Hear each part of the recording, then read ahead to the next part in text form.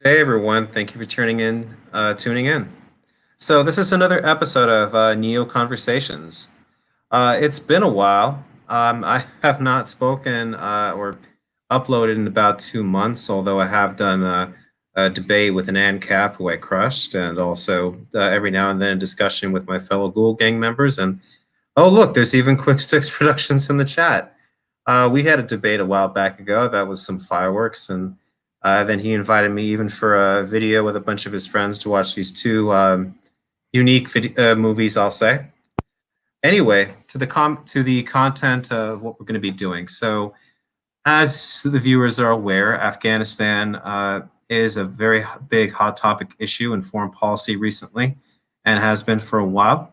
The Biden administration has made the decision that it is going to pull out of Afghanistan on September 11th of this year, on the 20th anniversary of 9/11.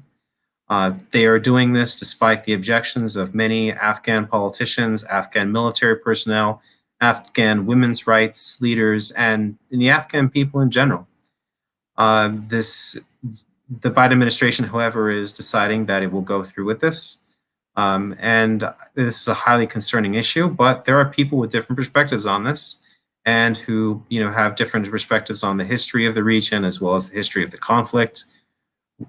And now I've got my I have got a very unique situation going on here. It's my own brother, LordCommissars, and he is a Marxist and a self-described democratic socialist. Welcome, Dark Commissars. Well, thank you for having me, Net7. I really appreciate it. Just to clarify my position, I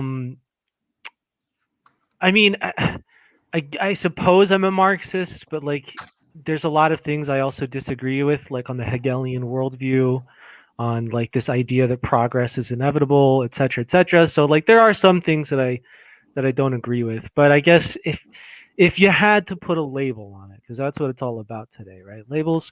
I suppose if you had to put a label on it, I suppose communist would be accurate. I would probably prefer anarcho-communist, but it doesn't really matter, I suppose. But well, you have at least a fan in the chat. You've got Quick Sticks Productions who says your brother is based. I would disagree with that, but heck, there you go. Yeah. So, but all right, thank you for that clarification, Lord Commissars. So, Lord Commissars, tell me, what's your position on this decision by the Biden administration to pull out of Afghanistan? So, the decision to pull out of Afghanistan is a complicated one. And I think most decisions when it comes to foreign policy are complicated because they involve a lot of different decisions and actors that may not be apparent to the American public as a whole. But when it comes to the pulling out of Afghanistan, I agree with it to an extent. I understand now if your position is to say that like we should not pull out of Afghanistan because we made that mess, so we need to clean it up, then that I could kind of get behind in a way. Like, yeah, if you spill milk on the carpet, you should be the one that has to clean it up. However, that being said, Afghanistan is, especially with military action to try and stop the Taliban, and I think as a whole, right? Because I think the goal there is to really, quote unquote, instill democracy, whatever that means. But I think it is kind of an impossibility. I think first of all, I encourage any of your viewers to watch a Vice documentary that came out, I think it was about 7-10 years ago, called This Is What Winning Looks Like. I think it's a really, really in-depth look and an honest take on what can happen on the ground in Afghanistan that maybe the American public may not be aware of as a whole. And one of those things that I think that makes the position really hard to defend is actually when you talk to Afghani the Afghanis, they're, for the most part, they want the United States to stay, but not because they want the United States soldiers to stay. They want all their equipment. In fact, with a lot of private conversations between reporters and people in the Afghan military, they'll say, "Oh, it's great that you guys are leaving, because when you leave, you'll leave all this stuff for us." When, as you know, the CIA and the military, after what happened with the Mujahideen and their Stinger missile debacle or bungling, that really put a bad taste in the mouth of the United States government to just say, yeah, you can have all of this equipment. But even if that were to be the case, the Afghan military and police forces have problems with corruption. I think most recently, Afghan on the corruption index, I think it was a 16, which is not good. Low score is bad, essentially. So what So really? Yeah, no, sorry. Go ahead. So let me come in here. Yeah, of course. I see that QuickSticks has a question in the chat, but I'm going to bring the questions later as we get into later on in the chat. So let's look into the issue currently of women's rights in Afghanistan. When we talk about this, in the Frontier Post, which I've been reading recently, when it speaks about the women's rights issue, report by the U.S. National Intelligence Council has made an assessment on women's rights in Afghanistan.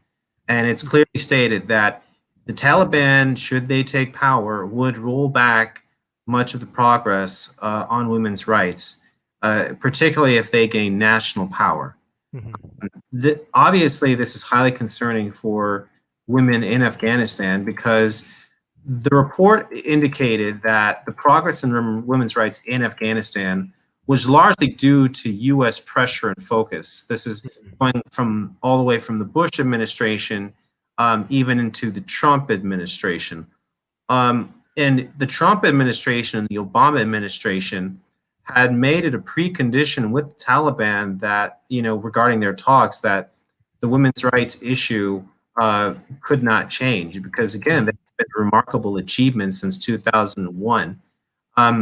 I have another article which I'll show to the viewers in which the women's rights of women there was a survey conducted in Afghanistan in which 70% of women, and this survey was made out in 2012, said that their lives had seriously improved in terms of their freedom of mobility, their freedom of choice, and their ability to do what they want. Right. So I am going to throw a little bit of a stick in that spoke, that bicycle spoke, if you will. So I understand that, like, women's rights in post-U.S. Afghanistan, they may be improving, but that's most likely probably in most major cities, right? So places like Kabul, where there are a large population. However, the population that you're talking about that you would want to reach is mostly out in the country. And that isn't even to go into the fact that the United States itself has been perpetuating some things that women's rights activists would definitely be up in arms about, like war, things that essentially amount to war crimes. So things like rape,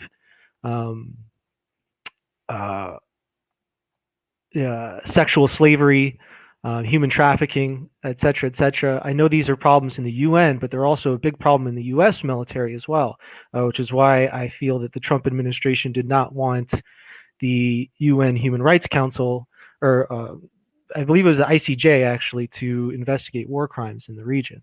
So I understand the position that, yeah, women's rights may be getting better in Afghanistan, but that isn't to say that's, I mean, it may be a tertiary, it may be a tertiary benefit of the United States being there, but let's not say that the United States is there for humanitarian purposes only, just for women's rights, because that isn't the case. And Sorry, go ahead. Well, that's just not true. I mean, the fact of the matter is the United States is in Afghanistan because we're trying to fight the Taliban. We're trying to For defeat them, what? destroy them, and as well as with Al Qaeda. And the United States succeeded in essentially destroying the Al Qaeda's apparatus within Afghanistan. We have not finished the mission though, and the mission should have been was also to defeat the Taliban. And the Right. problem How is, do you how would you suggest? Here's my question. Let's say you're in a room with, a bunch of five-star generals. What do you tell them that the mission should be? Like, is it boots on the ground? Like, where exactly is your position coming from? Like, do we need more soldiers in Afghanistan? Do we need more CIA operatives in Afghanistan? What exactly is, like, what is the crux of your well, just let me finish real yeah. quick before I answer that question. So, with regards also to the issue of women's rights in Afghanistan, I mean, you they kind of hinted, well, that's not, while, one of the reasons we're there, but it is. And because let's not forget that the American public saw the grotesque photos of the Taliban beating on women, brutalizing women, even shooting women in public. And regarding that survey I mentioned, in which Afghan women said that their lives had improved because of U.S. intervention, I have found that article and I am posting it for the viewers to review.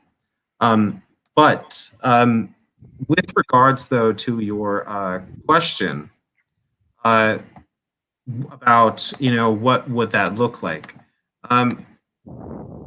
Obviously, not a military general and a person, but I would say this is that the problem with Afghanistan is Pakistan. The fact of the matter is that the Taliban fled into Pakistan. The Pakistani Secret Service, or ISI, essentially their version of their Right. FBI or CIA, essentially allowed the Taliban to come into Pakistan and to essentially regroup and replan in a place of safety. The Bush administration tried to work with the Pakistani government, but should have realized that that was a bad decision, because the Pakistani government has always feared a stable Afghanistan, under the idea that a stable Afghanistan would mean a stronger India. And Pakistan has always tried to defeat and destroy India by death by 1,000 cuts. And the problem is that the Taliban regained their power and regrouped because of Pakistan's help, and that has bitten them in the butt somewhat, because then the Pakistani Taliban outlets then gained in power and then started actually killing Pakistani children in the recent, in the events where they committed massacres, where they shot up many children, innocent children, tragically, at the military institutes and stuff like that, and bombings. And what's happened is that Pakistan has been the real problem here. It's kind of like with, I'll finish with this. It's kind of like with North. My only issue. Well, let me finish real quick. Yeah, Let me sorry, just 15 seconds. Yeah, 15 seconds. Sorry. So it comes to the question, for the example of Northern Ireland. Why wasn't the British Army able to destroy the IRA? It was because the IRA had a safe haven, the Republic of Ireland. So then it comes down to the Taliban. The Taliban had a safe haven, Pakistan. We have to address that issue. Okay, so I think it's a little bit different in that situation with the IRA, but that's a whole different conversation for another time. But I think that Quick Sticks Productions makes a good case. Well, first of all, my point was, it seems like your solution to war in Afghanistan is a war in Pakistan, which to me seems rather counterintuitive. Because first of all, let's talk about Afghanistan as a whole, as a country, right? So first of all, if a lot of the people in your chat are unaware, unlike the United States, other countries tend to place a large emphasis on ethnicity, your ethnic makeup. So the big ethnic makeup in Afghanistan is going to be the Pashtuns. The Pashtuns are an ethnic people that also live in Pakistan to a large extent. Many people, most people, I think a large majority of people in Pakistan are Pashtuns. And that's why Pashto and Dari are the two main languages in Afghanistan. So the problem is you've already got a couple problems going in Afghanistan, because I know I don't really want to talk about Pakistan too much just because that's a whole nother bag of, snakes. But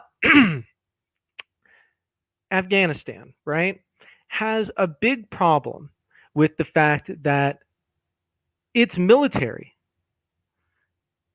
is made up of people that many, for example, like most of its military is not made up of Pashtuns. It's made up of a lot of the northern Turkic peoples. So when the Afghan military comes down into southern Afghanistan, they are just as foreign to them as we are to many of them. You have to remember, this is a country with very little travel, very little infrastructure, which is another point that we're going to get to. But a military occupation of Afghanistan was doomed from the start. And it was doomed from the start for that reason, in particular, the Afghan army and the lack of makeup that really, they have been trying to recruit more Pashtuns into the Afghan military, but it has been a very slow process.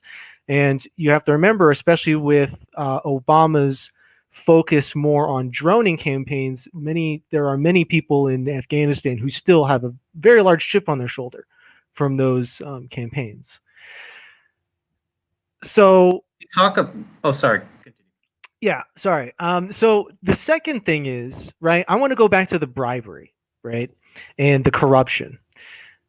Oftentimes what will happen is in a lot of these countries, right, you'll have a police outpost and they'll say, hey, we need 7 Humvees, right? Sure, the US government might sign off on it once, right? But then what they'll do is they'll take those 7 Humvees and they will strip and sell all the parts in all but one of those, but still say that, hey, no, we have 7 Humvees. We need all that fuel money too. Send us all that fuel as well. You cannot change Afghanistan without changing the material conditions of which the people that live in Afghanistan have to endure. You just can't. It's with any corrupt country, you just can't do it. You really can't. When people make barely when they make a pittance, I can't say specifically how much they make.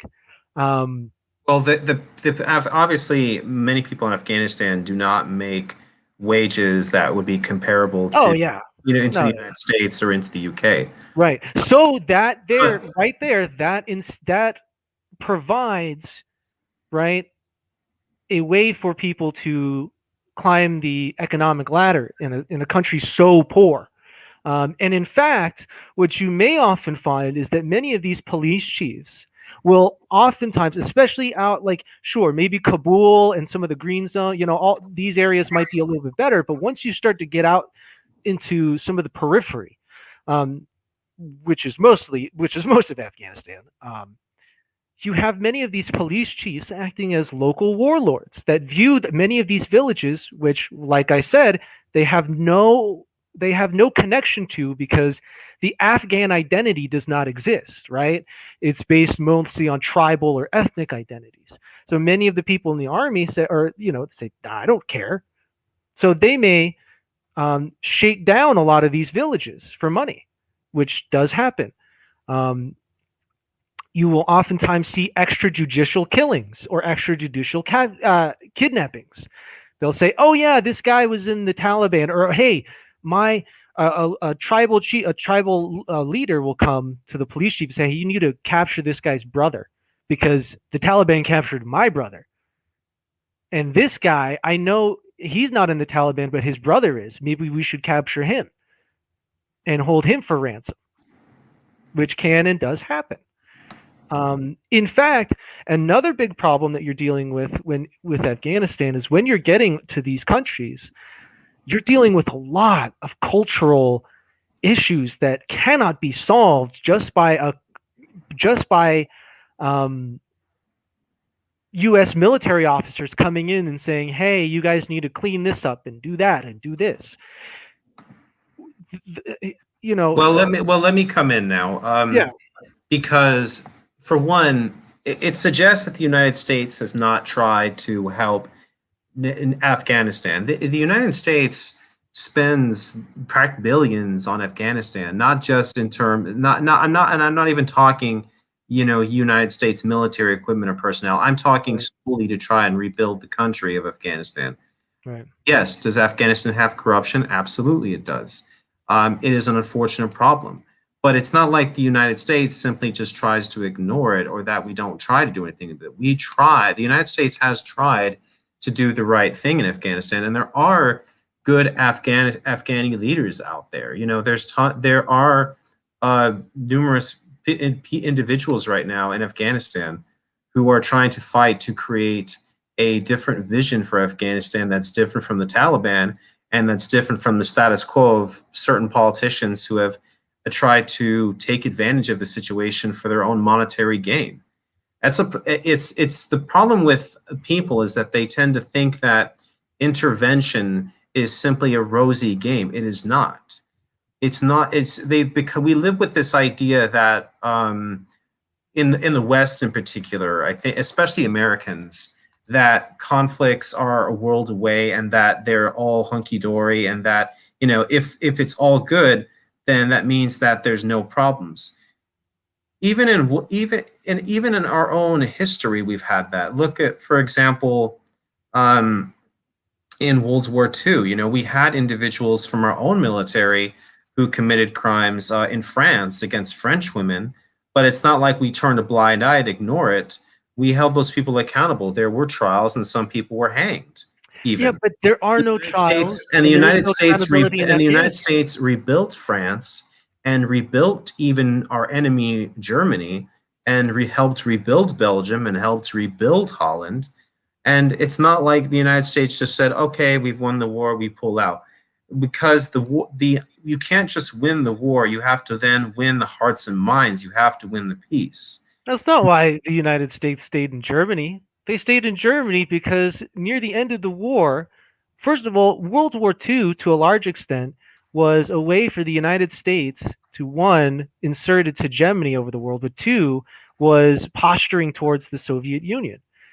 You even have people like Harry Truman, who, when he was a senator, stating that they actually wanted the war between Germany and Russia to keep going because he felt that whoever won, then the United States could kind of come in and mop them up. You know, That's kind of more on the conspiracy theorist idea that the United States was just hoping the Nazis would win to defeat the Soviet Union, but I don't think they wanted the Nazis to win. I just think what they wanted was whoever won would be so weak that no one could stop them. and that kind of and that's not completely true in a way, because the United States pre World War II actually thought that Britain was the bigger foe and had built bases in the northeast of the United States, and it even had made a plan of invasion against Canada. They thought they would be the problem.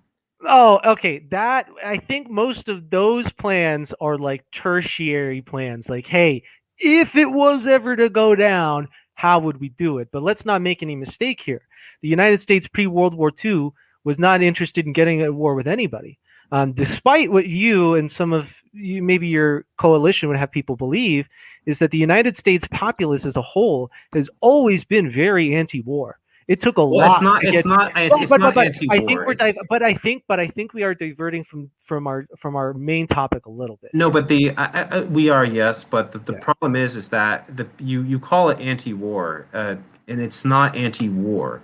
It's LordCommissars. It's pro-intervention versus non-intervention. See, the problem with the faction who are against what we're doing in Afghanistan to try and set up a democratic government that will stop religious extremists from taking over the country is that they say, "Oh, well, you're just pro-war."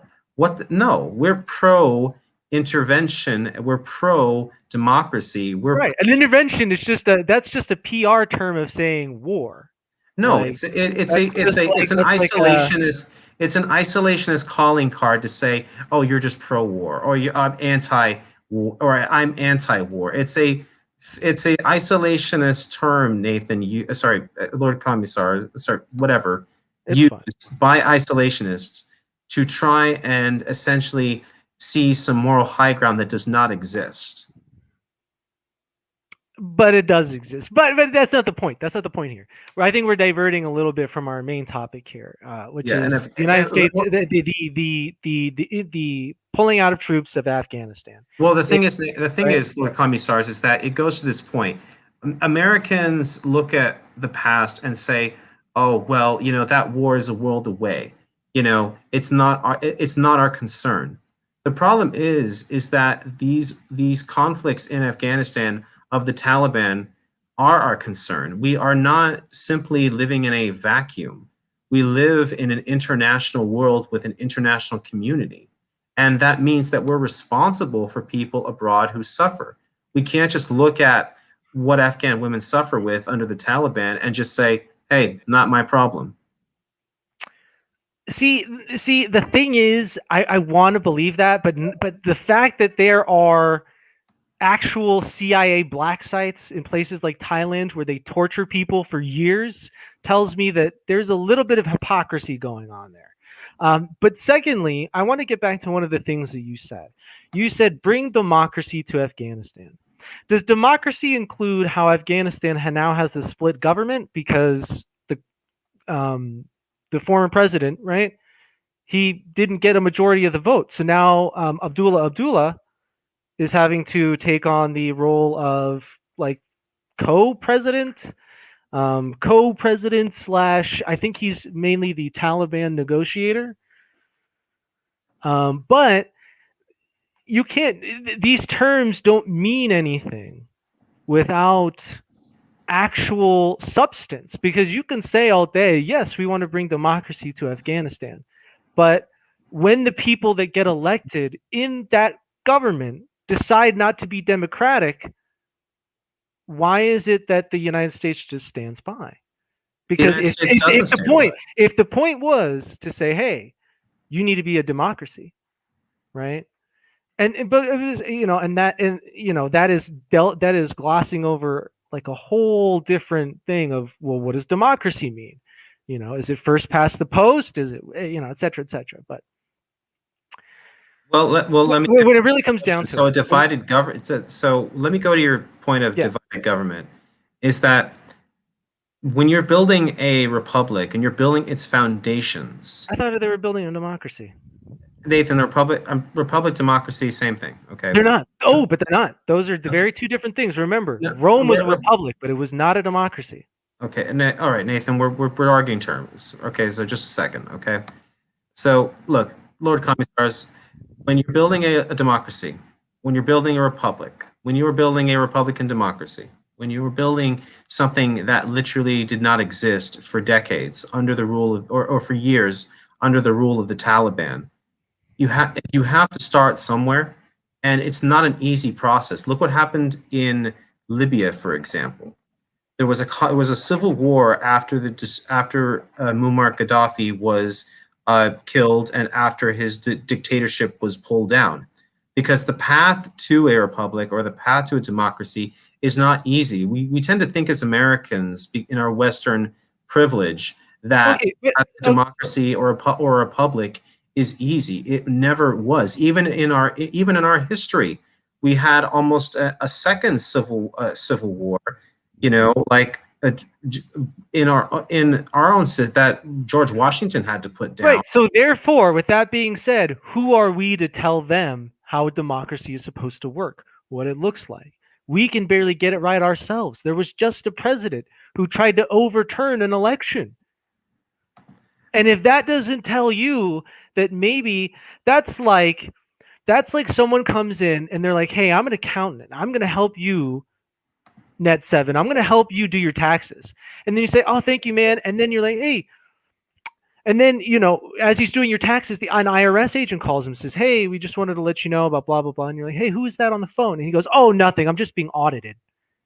You would not let that accountant touch another thing on your taxes. That's what the United States is doing.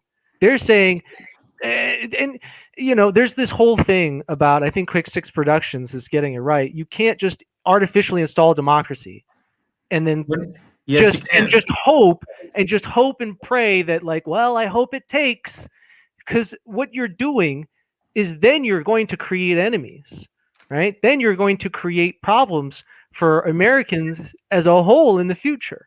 And more importantly, you're going to create a lot of problems for Afghanis on the ground, because once again, we're getting into this problem of systemic corruption in the Afghan government.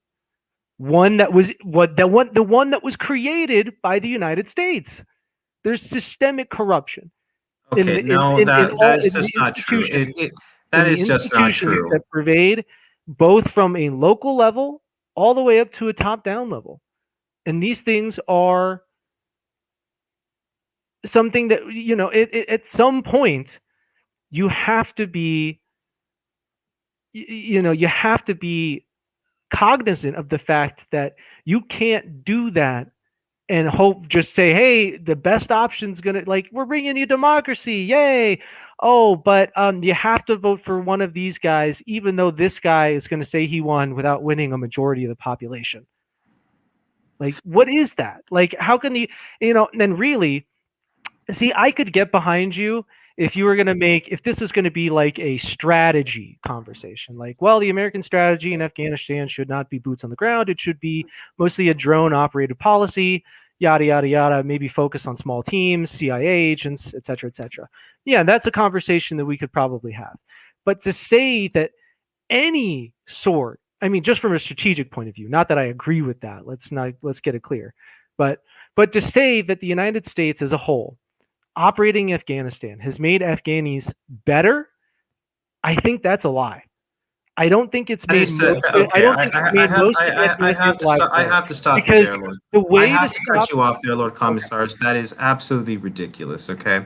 You're talking about, what you're trying to do, for one, is blame the West and the United States and NATO for the problems that the Taliban created in Afghanistan. The reason things are so bad in Afghanistan is not because of the United States came in. It's because of the Taliban's dictatorial, despotic, theocratic rule over a country in which they turned essentially almost into a medieval state. I mean, they literally took the country back decades, if not a century, with their religious theocratic dictatorship. And so when you are trying to come in and rebuild a nation and nation building, and yes, we have done it successfully. We did it with Germany, we did it with Japan, we did it with Italy, we did it with Korea. When you are trying to nation build and set up the conditions for democracy or for a republic, it is not easy, and it takes time. And to blame the United States for that is saying that the Taliban were not responsible. The Taliban are the reason for the problems of Afghanistan today, not the United States and not NATO. So to go back to the issue, right? There was a lot of things just said. So firstly, Quick Six Productions once again brings up a good point. If the United States was so interested in toppling a theocracy that was oppressive towards women and the general population as a whole, they probably should have started with Saudi Arabia. That might have been a great idea. But because really, when you think about it, if you take a step back, the Afghanistan invasion was really to create bases to surround Iran. I mean, that's really what it was about. But what ends up happening, right, is that, what ends up happening is you come in saying that you're the good guy, right? And the Taliban is not, I'm not saying that I'm not justifying any of their actions. I'm just trying to understand it and explain. No, you're not justifying, LordCommissars. But what you are saying is that the blame doesn't really lay with them. It lays with NATO and the US. Oh, well, I'm saying for a lot of the current problems, to a certain extent, it's probably more like a 60-40. United States with the 60, Taliban with the 40. Oh gosh. and the reason I say this, is because once again, the United States is pulling out of Afghanistan, right? but the Afghani military and Afghanistan is getting rolled over. Why is that? After 20 years, you're telling me there has to be another 20 years just to make sure that they have the ability to fight off a bunch of goat farmers? Come on. Okay, come on. Come on. That The just Taliban that is not, you okay. guys are That acting just like the okay. Taliban is like Okay. this Okay. Okay. Lord hardened Commissars, military that trained by just the sounds. That's Chinese. just It's racist. like, Okay, no, it's not. Yeah, it I is. mean, Lord you have to Commissars. remember, a lot That's of just these guys, for a lot of these people from the Taliban aren't these hardened warriors. Many of them used to just be local herders. And that's just a reality. You have local herders with yeah, but Lord, no, no, no, Kalishnikovs, Lord Commissars. When you say taking that, on the Afghan military and winning. And that's after United States intervention. That's after the United States investing billions of dollars in a government and a military that literally cannot stand on its own 2 feet. okay, so I would advise you then to look at what the Afghanistan military is doing then, how bravely they are in fighting the Taliban. You know, they're as the American forces leave, they're handing over control of the bases over to the Afghani military, and the Afghani military, despite all the problems that they're facing, despite the fact the United States is abandoning them, the Afghani National Army is fighting for freedom and is fighting for peace in their country, and they have succeeded in preventing the Taliban from rolling over Kabul. Obviously, they still need our help. They need United States support, and that's why we have to stay. That's why NATO needs to be in there. That's why we need to pressure other countries to get more involved rather than just wipe their hands of it and expect the United States to do it all. Is because if we leave now, we are creating a situation in which we will have Saigon 2.0. Okay, I mean, sure. To that, I would say, well, isn't Vietnam pretty stable today? I mean, it took a while, yeah, but it got pretty stable. It eventually, coalesced into a country that's provides for its citizens, has some pretty good infrastructure, and operates on an international level that maybe at that time wouldn't have been able to. Um, but right, So you let can't, I'll right? counter that. I'll counter that with this, Nathan. With for one, even after the Northern Vietnamese forces conquered Saigon, they threw a lot of people into re-education camps where there was torture and brutality, and there are The United many States government does Vietnamese. that today. And no, no, no, no. And there are many Vietnamese people today, the Vietnamese diaspora in the United States, who still want to see the current regime in Vietnam replaced with the communist regime there. Also, even though, and also the North Vietnamese and now the Vietnamese government is not the same as the Taliban.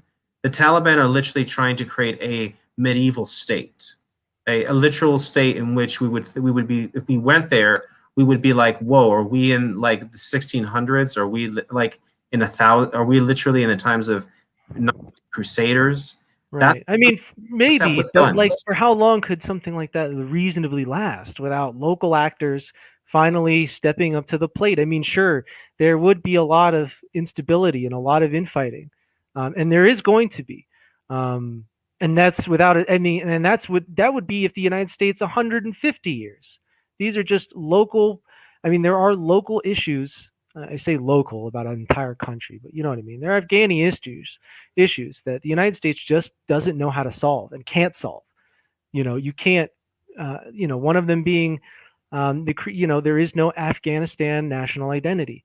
You can't be like, we're all Afghanis when someone's like, well, not really. I mean, I don't see any of my people in the Afghan army. Why is that? And I think the big problem that we're having here is the fact that, like, there is so much that goes on. First of all, I think in Afghanistan, that, like, once again, I think the United States does have a large part in perpetuating, um, and it's the same in Iraq and it's the same in Libya.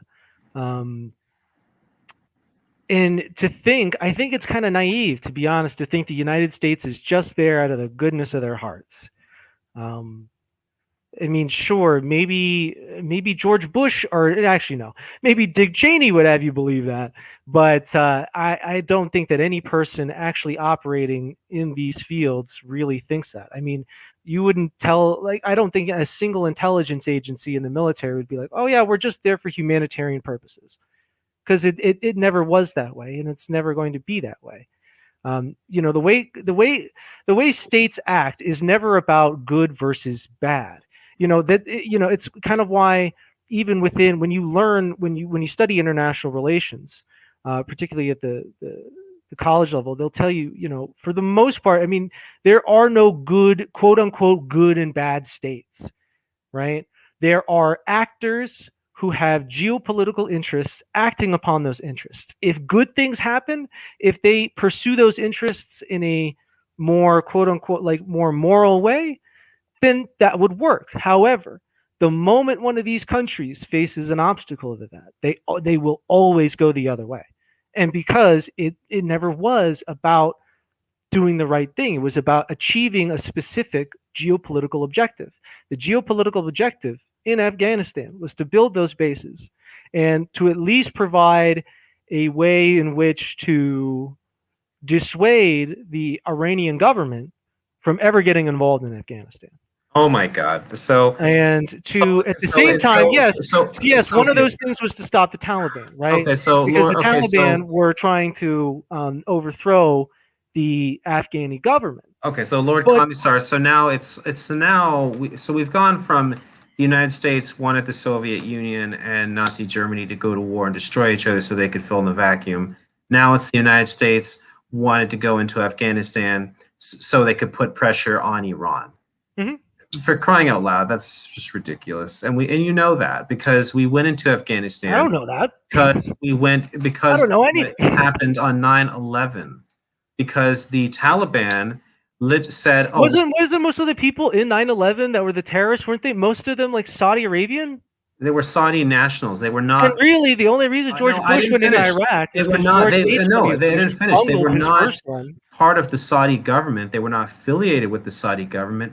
These were Saudi citizens who had been expelled by their country because of their views. They were not welcome, and that's why they went to Afghanistan. So that way they could go wage their jihad, and that's why they came to the United States so they could complete their mission in fighting for the jihad.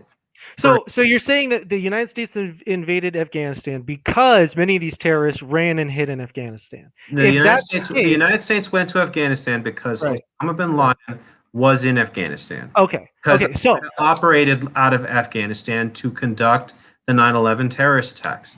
And when okay, the United States said to the Taliban, "You hand him over," they said no.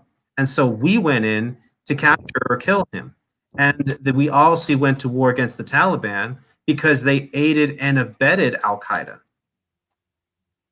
so did lots of groups. I mean, there are groups all over Africa that did the same thing. I mean, that Osama bin Laden spent a significant amount of his life in Sudan. Yes, Um, he did, and trying to so fund his terrorist activities. right. So really, by that logic, does the United States also have the right to invade Sudan? No, because in that case, they would have asked the United States the United States would have asked Sudan to hand him over, and the Sudanese government probably would have had him arrested and handed him over to us, or they would have tried to arrest him and then he would have escaped. But Right. that So yeah. Okay. the United Gotcha. Gotcha. States had, but the United, so that's a totally different. So of course it's different. The United States invaded Afghanistan, and because Al Qaeda operated out of there to conduct the 9/11 attacks, they were aided and abetted by the Taliban. The Taliban refused to hand over Osama bin Laden, and so we went in there because the Taliban, one, had aided and abetted Al Qaeda, and two, we were going in there to destroy and defeat Al Qaeda, which we largely did, and then a part of that campaign, an extension of that, was to defeat and destroy the Taliban, and it was incredible success initially because a group of less than 100 CIA operatives backed by air power literally brought down the Taliban literally within just a couple of days. And the reason that we then did not succeed fully was because we allowed our leaders to think that the Pakistani government would act in good faith with us in the region in dealing with terrorism, and they didn't. And I think that's going to continue, honestly, because when you think about the pullout of Afghanistan, Biden was a part of the administration that instituted that policy of let's not focus too much on boots on the ground. If we do, it's more an advisory role, because that's really what they did most of those years. They were more of like, hey, we'll tell you how to do things. We can't give you the equipment, and we can't shoot them for you. We can't go out in the field anymore for you, but we'll tell you how to do it. But Joe Biden was a part of that administration that had that policy in.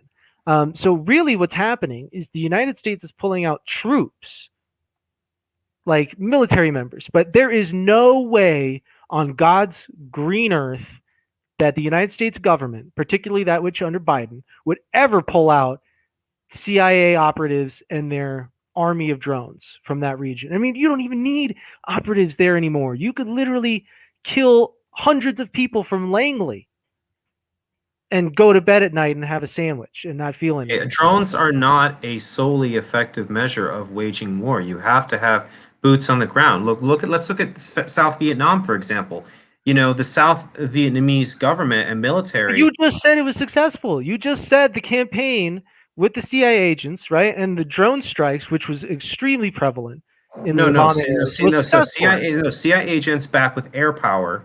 Right, those are the drones that the CIA but boots on the ground. There was not simply air power; it had to be boots on the ground as well. And so let me. The only reason the boots on the ground. Let me make this clear too: is that you're suggesting that if we promise to give the Afghani government, the Afghani military air power, and that will be all that is needed. Let's not forget that we promised. No, it's not going to be all that's needed. The Afghan army and the local police are too corrupt. They'll take whatever you give them, and they'll sell it. That's just a fact. No, I don't believe these are systemic problems. The Afghan government rates a 16 on the corruption scandal. That's one of the lowest, right? So that's why. And part of that fault is the United States with its billions of dollars of funding into Afghanistan without really asking where it's going. Because you have to remember, when the United States is a major exporter of military goods, right? I mean, the United States can never be anti-war because that would mean millions upon millions of people being out of a job. Anti-interventionist, not anti-war. Get it right. Yeah, they can't be anti-intervention. It's anti-war. It's just the way it is. No one is in LordCommissars, but you. But the Afghan government, even with the United States help, can't hold its own. It's too corrupt. It's not. It's a rotting corpse walking around. Its inevitability. It's falling to the Taliban is evident of that. It's falling to the Taliban. A Taliban, which, like you said, which is true. They had a really hard time during the Obama era because of those CIA drone strikes, right? I'm not going to get into the efficacy of those because that is a whole different ballgame. But the United States government can't continue Afghanistan because the Afghanistan government, it is an inevitability that it will fall. With a government that corrupt, it is nearly impossible to keep together. And no amount of glue that the United States can pour into Afghanistan can put Humpty Dumpty back together again. You just can't. Now, so I'm going to come on that point right there. So, with the problems in Afghanistan, which are, in my opinion, a similar or a situation you would have seen in Libya. The path to a republic and a democracy, as I've stated before, is not an easy one. You have problems with that because what you're trying to do in nation building is literally build up a stable nation from the ground up. And the difficulty in Afghanistan was greater because the United States, NATO, and the Afghani people who work with us essentially had to build a nation from the ashes because of what the Taliban had done to Afghanistan. They had literally taken the country almost to the Stone Ages, except just with Soviet Kalashnikovs and other weapons. So we have to understand is that when you're trying to create a republic or a democracy, it's not a bed of roses. You know, No, of course not. But how? But here's my question to you: how do you get rid of? Because once again, I'm bringing up some issues, and I don't feel like I'm getting them really addressed. How do you get rid of systemic corruption in the Afghani government that literally goes from all the way to the top to all the way to the bottom, from local police chiefs all the way into the military? B, how do you solve the problem of creating an Afghan national identity as a foreigner? Thirdly, because this is going back to that second point, because secondly, right, the Afghan ethnic makeup, right, there are very few Pashtuns in the Afghan army. They're just as foreign to them as we are to some of these people. So how do you solve that problem? Three, how do you solve the problem of creating infrastructure, more schools? Because I'm pretty sure the United States is not really involved that much in road building, school making, increasing the material conditions upon which people can grow. If you want to stay in Afghanistan, I say by all means. But the way you do it is by building schools, building roads, paying people, say, hey, you farmers out here, we'll give you some money. We need to get you into the we need to get you going into the system. Really. That would be the only way that it would be even humanly possible. You have to, this is once again, this is maybe the leftist in me going, but you have to address people's material conditions before you can address their political positions, right? Because at the same, because it's almost like a Pavlov, not Pavlov's, but it's like a hierarchy of needs, right? People are going to want money, and before they want a democracy, maybe. But people are going to want, revenge before they're going to want money. Which okay, is so let's go to one of the questions you asked. Okay, one of the statements you made is, well, why doesn't the U.S. build schools or build roads? Let's go to the first one. Let's go to the first one. Let's go to the first one about. No, I'm gonna go into this one first. Because I think that'll go into both. Okay, well, I'm gonna go into this one first.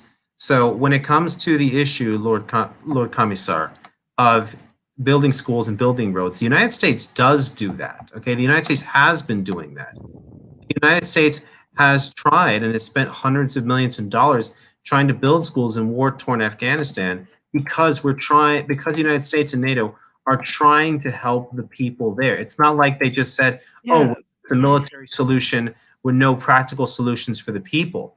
The problem is that your side undermines this when the schools are built, and then they say, oh, well, the schools are a danger, because the Taliban might do, so we shouldn't even try. So it's absolutely, so what are we? What you say your side? Who on my side has ever been in a position of government? The non-interventionist side, which says that we should just ignore the problems of the world and forget them and just live in our bubble, whether it's a paleoconservative side bubble or a democratic socialist bubble. Remember, both of these groups, Lord Commissar, love isolationism. They just want their own brand of isolationism.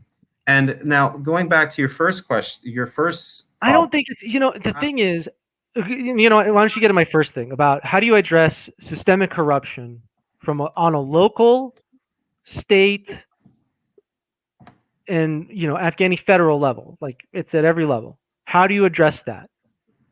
Okay, well, how much time do you have? You're giving me three different areas. I'll make a point though, that how we do this is obviously we need to make sure where the money is going. That's very important. Accounting is important. You mentioned that, oh, well, we've spent billions in Afghanistan. You're correct. And we've spent billions in Afghanistan to uplift the country. The problem is that some of it's siphoned off before it even gets there.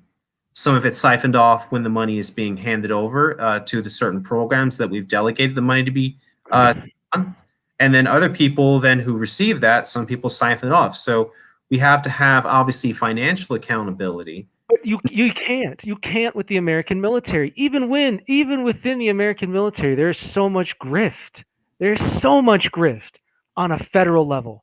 Do you ever wonder why a lot of the stuff that soldiers get is like plastic, it's cheap, it falls apart? It's because the federal government is doing that. They're knowingly doing that because they're trying to save money. They need this and they need that, and they're like, oh, we're just going to hire that out to private contractors. Private contractors, if you really look at the rise of the private contractors within the U.S. military, I think it goes hand in hand with how corrupt the military as an institution, and particularly federal funding for military institutions has become. It is extremely corrupt. Why is it that millions of dollars are spent on some of these companies, and yet the United States doesn't know where most of it goes? Well, why not? Because they say, well, it's up to the company to, well, we could do it, but we just, we don't have the manpower, we don't have the money, we don't have whatever reason they can come up with.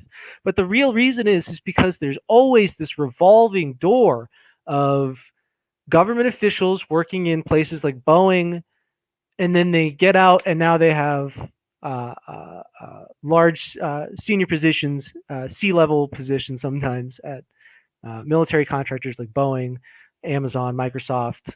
Well, not Amazon, obviously, but that's a whole different conversation with web services. But okay, you can't get rid of the financial problems, because then, Rodney, then what you're doing is you're saying, okay, now we have to create a giant institution to literally just monitor where all the money in Afghanistan is going. LordCommissars, just put up our hands and say we can't do it, right? Yeah. Sometimes you have to do that. It's the mark of a responsible adult when you can look at a problem and say, listen, I can't solve this.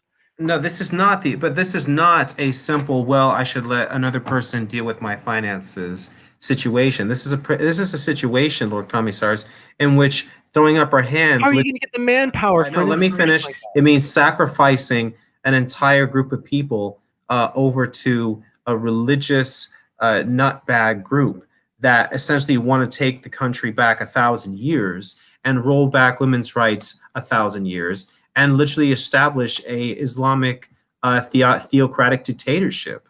The United States and NATO have made tremendous gains in trying to help Afghanistan. The U.S. aid, or USAID, has poured billions to the country, and some of that has been successful. Look, since 2008, all right, the USAID and the Afghani government have been able to provide clean water to literally 2 million Afghans. That was never possible under the Taliban. All right, we've constructed 2,000 kilometers of roads to help with try to like kickstart some trade and commerce. And Rodney, the thing is, you're telling me about this. 2,000 kilometers isn't very much. 2 million people. Rodney, the population of Afghanistan itself is almost like 35 million. That's less than 1%. Yes, so that shows it's not working. You can't. If you had a business and you went to shareholders and said, I was able to increase our profits this quarter, or all 4 quarters by less than 1%, you would be kicked out of there so fast. This isn't even less than 1%, though. Okay, this is between 2003 and 2016. 2,000 kilometers of roads that did not exist when the Taliban were charged, those roads? And never would have been there with the Taliban. You keep saying the roads were talking built. We're talking hospitals, high schools, universities. What quality? Where? Who built this? The U.S. aid. But where did they build it? In what areas? Who do they have teaching? How do they pay these teachers? There are so many questions. No, they're not. They're not. Unanswered. How? It's mostly this question of how do you even start? And you can't. Why don't you look at the link that I provided, the USAID Afghanistan infrastructure, and they literally go through a summary, but not just that. They have 1, 2, 3, 4, 5, 6, 7, 8, 9, 10, 11, 12, 13, 14, 16, 17. I will go on of literal pieces of evidence of clear examples of how the U.S. aid has helped the people of Afghanistan throughout the country. Aid that is helping the Afghani people start afresh and would not have been possible under the Taliban. Do you think that the Taliban have any sense or idea of women's rights, of rights in general, or of economics? No. Okay, so you talked about these roads, right? But I'm looking at this link. That's one example. Hold on. I know. But this is going to be a very important example. It doesn't say where those roads were built. To where? Were they useful roads? Are they used very often? Do they go to rural areas from metropolitan areas? These are important questions. Once again, you cannot solve the problems of Afghanistan without addressing the material conditions of which Afghanis live. You can say, "Oh, I built 2,000 kilometers of roads," but if they're roads that go to nowhere, what does it matter? Then prove they don't go to nowhere. You're trying to suggest that what UNICEF. I am not trying to. I don't have to prove. I don't. Yes, think no, yes, you do. You do. No, I don't. Oh my gosh. Oh my gosh. Because I'm not Yes, you the one. do. No, I don't. I think the onus of Yes, proof you is actually on do. you, because you're saying it works and I'm saying it don't, and I'm saying prove it. No, it's not how it works. If you say something doesn't work, you have to prove it. I can't just go to a company and say your product is crap. The company is not going to buy that. You just got to say, well, show me why it's not working. That's what I just did to you. I'm the company in this situation. No, you're not the company. No, you're not the company. You need to prove it. In this case, what you are, Lord Commissar, is the customer coming to the company saying, my product doesn't, my piece of equipment doesn't work. Your company is giving out bad product. And the company says, all right, well, prove it. Why is it not working? And you say, well, I don't have to prove it. You have to prove it works. That's not how it works, Lord Commissar. But you're saying so. But the problem with this position that you're the problem with the scenario is that you are assuming that your solution already worked in the beginning, when it didn't even work from the start. That's just not true. Okay, but it is true. After 20 years, 20 years. Yes. The Afghan government is getting toppled once again by people who used to be just herders.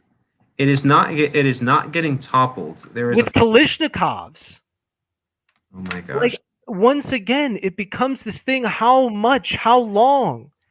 And yes, I do feel for the Afghani people. I do. I mean, but it was the United States who put them in that situation. It was not the United States that put them in that situation. It was the Taliban. It was the Taliban, Lord Commissar, who did the violence, who killed women simply for trying to get educated, who bombed police simply for trying to establish a democratic state. But they're not. Murdered people simply for being Christians.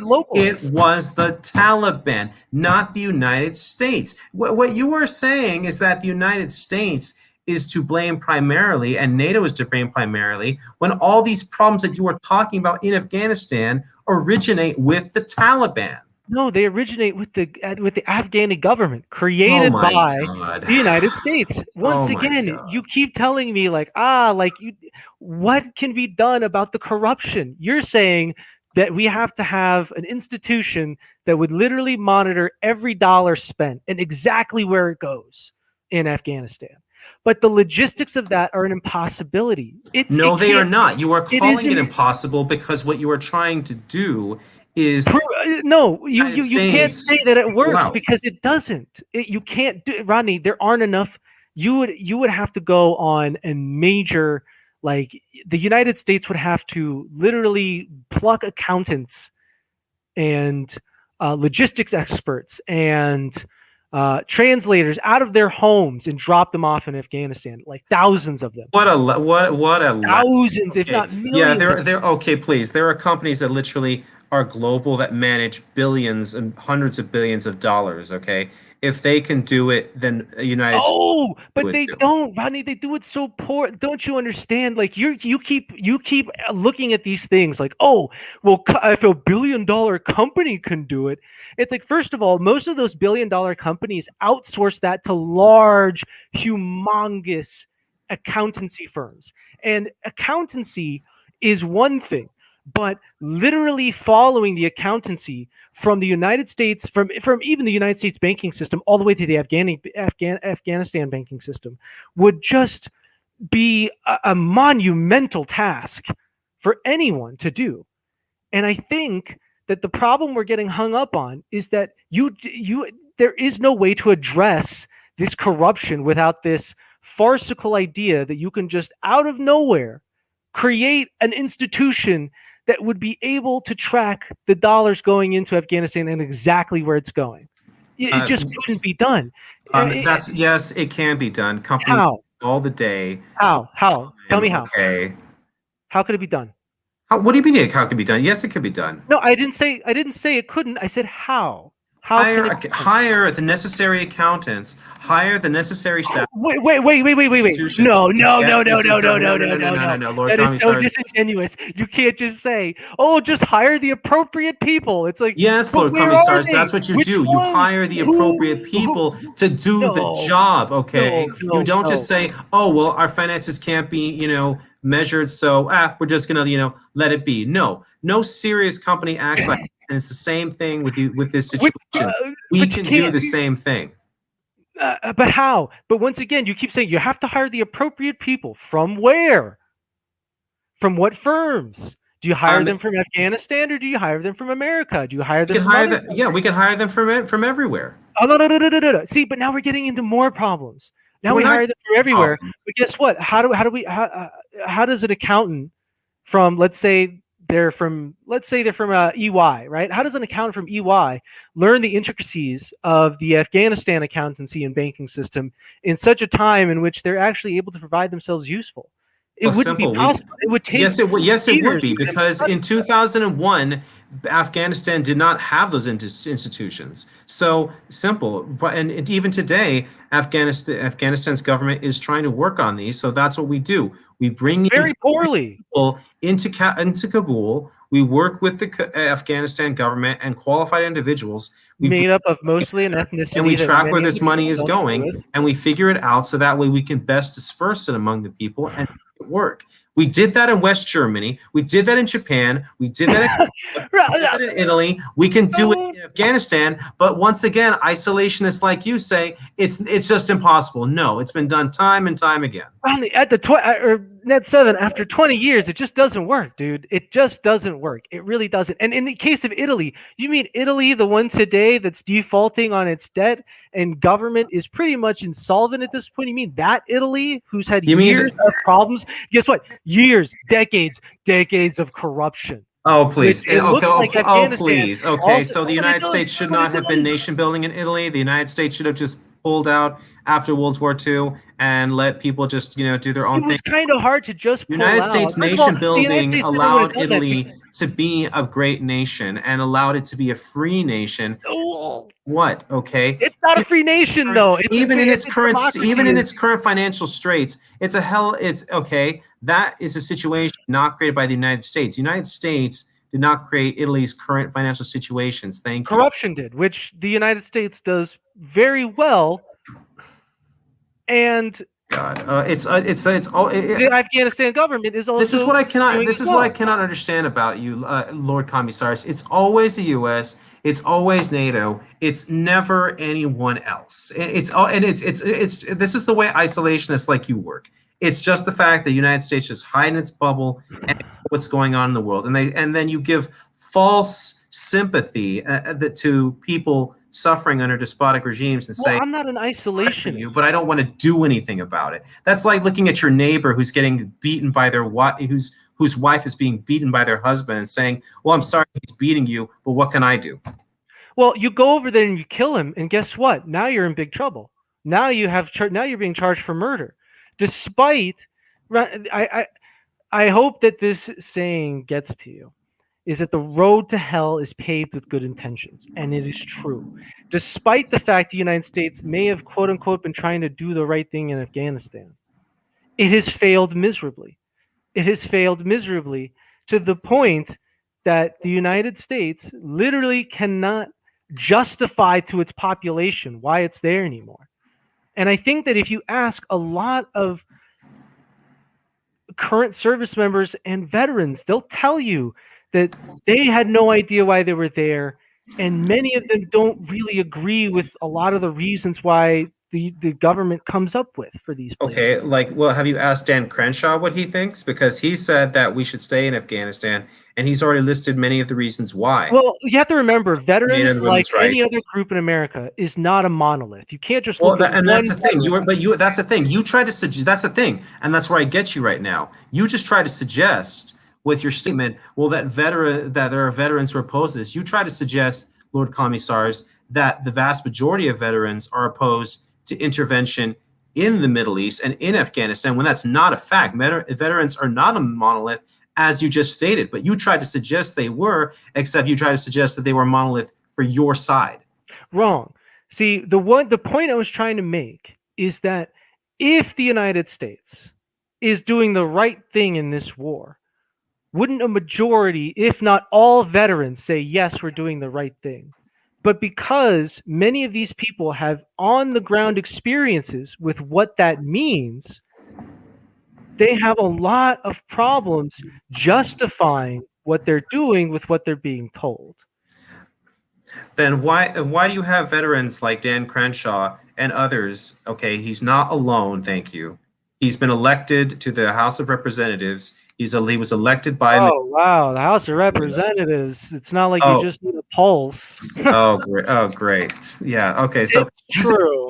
this is how pathetic isolationists like on your side are. I'm not an isolationist. Prop up veterans who support your side, and I thank those veterans for their service. But then you try to dismiss and even insult veterans and smear veterans who are on our side because you don't care about their veteran status. You just want to use it to prop up your own ideology, and if they don't agree with you, you then just scream and drown them out because Isn't you that what you just did? have to say. Now I have valid criticisms of people, okay? See, And once again, right? We're getting to the problem, we're diverting from the course a little bit. But I just want, like, the big problem that we're having is that you can't fix Afghanistan. Ronnie, you haven't given me a good solution for, like, even just one point, which is I addressing did the corruption in Afghanistan. Well, logistically, it doesn't work. not It just true. doesn't There work. are tons. No, not true. I've already posted the And Twitter. to respond to Tristan, it says you get your law enforcement, take care of him. Have you ever dealt with law enforcement? I mean, I think Net7 will tell you that even if you saw it and you tell them, they'll just knock on the door and say, "Stop it," and go home.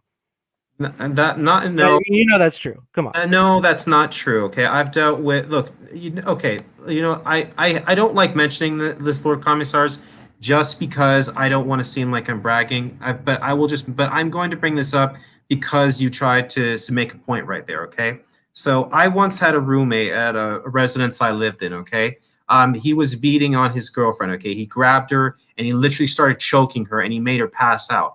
I went outside. And checked on her. And then when he came around the corner, I pepper sprayed him in the face. He was so furious and mad, he grabbed a huge stone and he was essentially pulling it back because he wanted to beat me with it. But I got to the next door neighbors and I had them call the police, and the police came. Now, the victim in this case didn't testify against her boyfriend. She loved him for some strange reason, even though he just made her pass out and beat her, and she wasn't saying anything. But there was another individual who saw what happened and told the police what happened, and they did take him away. He was charged. I don't know the result of whether he was convicted or not because I did not testify, but he was dealt with. Okay, so your point it is null and void at that point. Okay, different police officers act differently. Do they always act appropriately? No, but there are situations where they do and situations where they don't. So to suggest that the Afghan police or the Afghan military is a lost cause is ridiculous. I've just posted the Twitter earlier of an individual who is with the Afghan military who serves Afghan's military honorably and fights the Taliban to prevent them from taking over their country. Right. And that is an honorable thing to do, and they should. But once again, the United States cannot and does not have any effective strategy for maintaining or even really propagating a democracy in Afghanistan. They just don't. And to go back to your point, the situation that you provided, right? The problem is, right, in that situation, this person was outside in public, right? Was doing this is kind of like what if like Iraq going in Kuwait, right? That's that. Yes, okay, one could justify that. But, right, and that would warrant, right, the police getting involved, and they should get involved in that situation. But as you know, like there are a lot of different situations where things just don't go the way that people think it's going to go, and that's Afghanistan here. This is one of those cases where it's just the United States had no cultural understanding of Afghanistan, no ethnic understanding of Afghanistan, and really has no idea how to build a democracy or build a government, particularly when the current government of the United States goes through undemocratic processes. And I understand that, yes, a lot of these Afghan army, not all the soldiers are corrupt or shaking people down. Of course not. But at the same time, they haven't been given the appropriate tools to fight the Taliban because of the United States and its ineptitude. That's just not true. We know that the United States has been instrumental and NATO has been instrumental in fighting the Taliban and beating them back, and also helping the Afghani people realize that they don't have to suffer under the Taliban's existence and just take it. They understand that, and that was only possible because of the United States intervention in Afghanistan and because of NATO and because of what we're doing. And the brave American soldiers, brave French Foreign Legion soldiers, brave British soldiers who have died in Afghanistan, and the brave Afghani police and Afghan National Army soldiers who have given their lives in Afghanistan against the Taliban, it's been for a righteous cause. It's not poppy fields. It's not because, we're just trying to, get the back door to Iran. I mean, if anything, Afghanistan is better to get the back door into China. But it's because we're trying to do the right thing. And what is the right thing? I don't agree with like you keep trying to do the right thing. Well, what is the right thing? And how is it that you get to tell them what the right thing is? But once again, Ronnie, you didn't even know that the Afghan government was in a duality presidency. You didn't even know that Ashraf Ghani, or I can't remember his name. No, LordCommissars, what you're trying to suggest is that LordCommissars, what you're trying to suggest is that the population to vote for him. LordCommissars, what you're trying to suggest, LordCommissars, let me bring this up. You're trying to suggest that a divided government is an inherently bad government, or it's a corrupt government, okay? No, it's corrupt because it is corrupt. You can see it. I mean, literally, you can look out there and see that it's corrupt. Like it does. And that's why we need to fix it. We can't. But you can't fix that without just doing an invasion all over again and starting over. You just can't. We got the Taliban out of power because of an invasion, and we're not going to. Well, apparently, we didn't. Yes, we did. Are the Taliban in control of the country? No, they're not. Look at them now. Yes, and they're not in control because of the brave fighting from the Afghan National Army. It's because of their blood and their sweat and their tears that the Taliban. You don't get it. Or that's something you don't get. What I'm trying to tell you is that, yeah, I mean, you keep saying like, "Oh, we defeated the Taliban," but there they are. You're trying to tell me that those guys over on that hill aren't the Taliban. Well, they are, but that's not what I said. It's because of different things that happen. It's like, no, but they still look just as powerful. I mean, and you have to remember, after 20 years, whose fault is that? Is that U.S. and NATO? Is that the U.S. and NATO, or is that Pakistan? It's the fault of the Afghan government, unable to deal with corruption, unable to have a military that operates in a way that is able to incorporate all the ethnic groups within Afghanistan to make it more stable. And thirdly, it is because of this systemic corruption that their material conditions are so poor, right? You can't. once again, just boots on the ground isn't going to do anything. But all that does is show people when something bad happens, they can look and say, look at those American soldiers. We see them now. There they are. They're the ones doing this. Let's get them. And to a large extent, the United States government and the United States military does operate and commit war crimes in Afghanistan. So many of these people have a lot of legitimate reasons to be angry and to say, you know what? I think I am going to join the Taliban because you know what? I don't really like the Afghan government all that much, but it works, but they're working with the United States. The United States just did XYZ. I don't care who I have to join. I will do whatever it takes to avenge my brother, my father, my son, etc., etc. Okay, nonsense, and you know it. The United States in Afghanistan does not commit intentional war crimes. Yes, it does. No, let me finish. You had your speech. I'm gonna go now, Lord Commissar. All right. What the United States does is it tries to rescue the people of Afghanistan. Oh my gosh, I can't listen to this because this is just like you're just saying this is such like absolute nonsense. You can't say that the United States government doesn't intentionally commit war crimes. Like what? Like the people on the ground intentionally commit them. I mean, sure, you may say the United States position is that we don't like war crimes, but at the same time, we're not going to let you investigate anything that could be constituted a war crime that we may have done or may not have done in Afghanistan. But just take our word for it. Ronnie, the thing is, an official statement from the government is as good as the paper it's printed on. It doesn't mean anything. Not true. It's totally true because all those things are just words. They're just PR. They're just all this machination of the military-industrial complex just going, oh yeah, this is what you should hear. Like there is no winning in Afghanistan. The current winning situation is there is no win. It's always a losing game.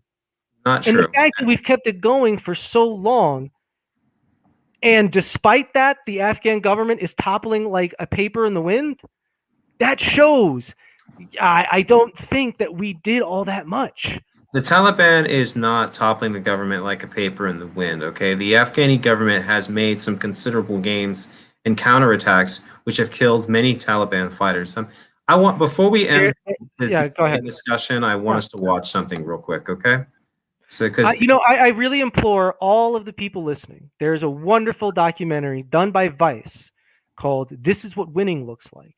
I want you to take a look at that because once again, the government can say one thing, and in your mind, you can say, "Oh, that sounds great," but then when you see the reality of it, it's oftentimes not gonna always work out so well.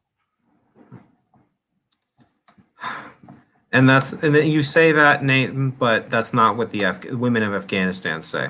The women of Afghanistan. I'm sure that they would like the United States government to stay, but if by staying all they do is perpetuate a corrupt system that continues to promote cronyism, nepotism, and bribery, and many of the times war crimes to institute their goals, then I don't think they would really be all that for that.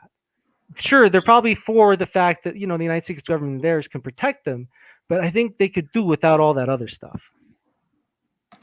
That's not true. And it is. No, it's not. And, it is. Okay. It is true. But what did you want to show me? What did you want to watch? Because there's important stuff that you should be reviewing in this case. But I'm trying to figure this out. So it's fine. Hey, before we go, why don't we just do one? Why don't I ask you a question? So let me show it to you real quick, okay? So just a second, all right? So here we go. I'm going to show it to this audience. Can you see the Twitter page? Oh I'm not. Oh, come on, dude. This is like a PR movie. Of course they're going to do this. Why don't you show us and listen? 9 سال قبل زمانی که مسئولیت کامل دفاع از افغانستان برای ما سپرده شد، بسیاری ها و توانایی های ما باور نداشتند. اما در این مدت ما به اثبات رساندیم که ما میتوانیم از وطن و مردم خود با نیروهای هوایی و زمینی دفاع کنیم. امروز نیروهای ما به طور مسلکی آموزش دیدند، با پیشرفته ترین وسایل تجهیز گردیدند و تعداد آنها برای دفاع از ارزش‌های ملی و مردمی ما گسترش یافته است. حضور این نیروهای قهرمان برای ما اطمینان می‌دهند که همه افغان‌ها در فضای صلح و آرامش زندگی کنند و با آرزوهای Those are all fictional situations. None of them are in combat. Those are special operatives. Like, oh my gosh, that is like a PR piece. Like I never saw one, and that's what you're okay. Whatever. You know, so it's like this. So when you see something you don't like, you get triggered. Oh, that's not what I'm doing. No, of Afghanistan people. And I'm going to say, and you're going to say, Lord Commissar, that it's just all hack and nonsense. But Lord that is all hack. I want to see some. You're proving my point that you don't care about the people of Afghanistan. You just stop. Oh, here their statements and their experience means nothing to you, Lord Commissars. So you just don't know. Your point got nuked and you got nuked. Then that must, it's like, then that must mean this is what you want. It's like, it doesn't work like that, dude. Like, you're jumping to conclusions. Like, for example, you said I was isolationist, but I never said I was isolationist. You are an isolationist. But I'm not. I'm telling you I'm not. No, you are. Because there are certain actions when you call yourself anti-war, you're not really, and no one is pro-war. You're just an isolationist hack. Oh, here we go. Here we go. And you know what, Tristan, right here in the comments, yes, very true. Okay, he got nuked on that point. I don't think so. All right, so. By the way, I'm taking this moment to call out Superpower Broadcasting.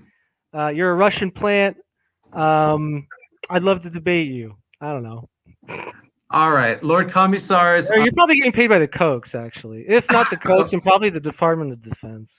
Oh man, I think Superpower Broadcasting is gonna have a good time with that. But Lord Commissar, and my brother, look. We're gonna obviously agree to disagree on this point. I still love you. You're still family. But Lord Commissar, we're hitting up the hour 25 point. So I'm gonna give you 5 minutes to close. You have the floor. Go. Okay, cool. Really quick for closing. I think the Afghanistan situation as a whole is one that is mired with so many stumbling blocks. Many of which have been created by the Afghan government, some of which have been created by the United States government and the NATO forces. But overall, the situation is an unwinning one. We cannot justify it any longer on a domestic level, and I think as well we can't justify it anymore on a federal level. Just because after 20 years, there are still systemic corruption problems. Systemic problems with the Afghan army and its relations with many of the ethnic groups of southern Afghanistan.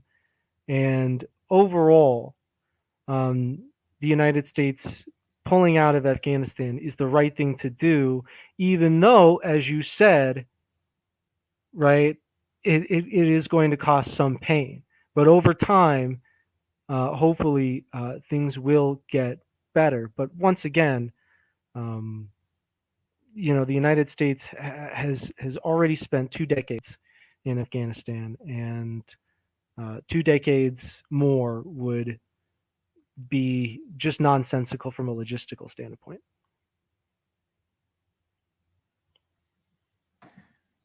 All right, Lord Commissar, if that's your closing. I wanted to ask one question at the end. After your closing statement, it's not related to this. Well, I don't usually do a closing because for a Neo-Conversation, because Neo-Conversation is me having a debate discussion with someone, and I'm more inclined at the end to let them have their final say, because it's about finding out what their views are, because people already know kind of what my views are. Gotcha. I gotcha. All right, well, that's fair enough. I just want one last question that isn't related to anything geopolitical. Do you believe that Obsidian should get the rights back to Knights of the Old Republic and finish Knights of the Old Republic 2 and do a third one? Or do you feel that in the hands of Disney, they'll figure it out? I think that Disney acquiring Star Wars has been a disaster. It's been a disaster. And and while yes, I did like The Force Awakens, and then I didn't like it at first when I watched it, Yeah. and then I watched it again, and then I'm like, you know what, this is actually pretty good, and I liked it. I was the same way. Yeah. Yeah, and then what was the next one? Skywalker, The Rise of Skywalker. Yes. I didn't like that one at first, but then when I rewatched it, I'm like, you know what, this is actually pretty good. But with me, I mean, it kind of felt like they were trying to tell a story that really could have been told as a mid-equal, like Yeah. that could have been like the story between, episode 4 and episode 5, like how the rebels got from Yavin to Hoth. Right. But it worked, but to me, I kind of felt like it was the wrong film setting. That should have been that was like a mid-equal, to like explain how the rebels got from because if you think about it, all those characters, you could have changed them out, Rey for Luke, Finn for Leia and Han, and like the story of how they tried to get from Yavin 4, being chased by the Empire to Hoth, because it actually kind of fit in my opinion. But even though I still liked Rise of Skywalker when I rewatched it, but the last film was a disaster, and it was a mess. Yeah, no, I saw the second one, and I wasn't Rise of Skywalker. I wasn't really a big fan of it, but personally, I thought that the story that they should have told. First of all, never hand anything to J.J. Abrams, because then he'll just make it J.J. Abrams movie number 49. He doesn't care about anything. What I think they should have done with the Star Wars movies is they should have told the story of Knights of the Old Republic just as a trilogy. Yes, that's what they should have done. They should have not as a trilogy. You know what? I could honestly, I would actually think that it would actually be okay as like a good, not a mini series, but like an actual series. Because there are a lot of characters kind of running around. It'd be hard in the movie to be like, oh, here's Beodir's story. Now we have to go back to Adden. Now we have to go back to You probably want to do a Knights of the Old Republic story. I would really mesh like 1 and 2. Kind of make it like because the first Knights of the Old Republic is good, but it's just too black and white, too like you're either the good guy or you're like the super bad guy, when really, I think Knights of the Old Republic 2 has a better story as far as it's Kreia as like the manipulator, but see, like maybe you should do like her apathy towards everything. I think it could have been done, and I think it would have been better as a. I think the Knights of the Old Republic 2 story is what they should have told, at least even in the Rise of Skywalker. I think that should have been the one where I think Red Letter made a good point. Like it really should have stopped at the moment where what's his face held out his hand for Rey to grab. Be like, yo, like we should do this together. Yeah, that should have been the moment the movie cut off and was just like, boom, done. Yeah, I agree. Well, I think it should be a series too, but we're gonna end it there. So thanks, LordCommissars, for coming on. Thank you to my viewers for coming. Again, everyone, if you want to check out LordCommissars, I've just posted his Twitch. Please give him a like and a follow or anything like that. You don't have to do that. Like I literally very few times post on there. I've been thinking about doing some stuff recently, but I mean, most of my things are just what I want to talk about. Is just well, hey, that's okay. I mean, I think we had a lot more viewers than I usually do. I usually have just a couple. We had like 10 at one point, I think. Oh, all right. Well, glad to hear it. I hope everyone in the discussion enjoyed it. I'm sure you all fucking hate me, but that's okay. I can live with that.